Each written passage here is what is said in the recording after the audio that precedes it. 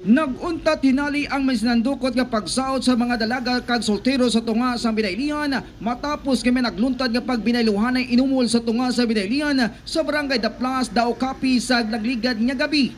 Ginkilala ang nagpanapungol bata sa nga ni kapitan nga si Vince Nicole Bulaan Ilijon, 23 anyos kag pumuliyo sa nasambit nga barangay. Ang gintapungol samtang nagapanami-nami sao sa tunga sa binaylihan, ginkilala kay Roger Casubis, Batikan, 48 anyos, pumuloy mas nambitan nga barangay.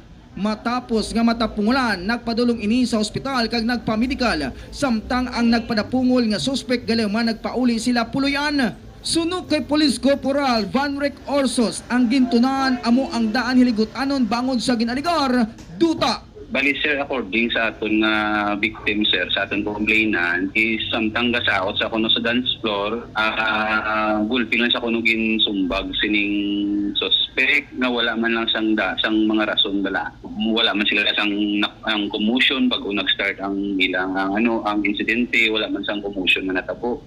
Bali nakibot man ang kadamaan gani nga mananumbag lang ni siya. Ining suspect nga nanumbag, sino ini siya sir?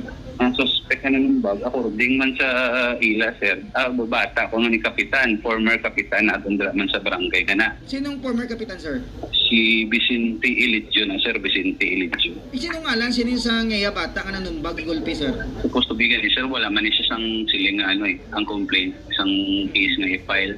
Kay ila man lang gusto magpa-record malang.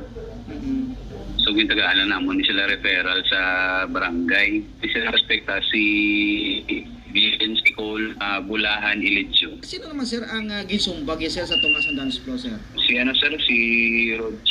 Roger Casubis, Batikan. Sa subong ang nabitan nga kaso ang padayon pa ginambestigaran sa makatapos ang kapulisan sang Dao Municipal Police Station kag igabalik sa Barangay Justice.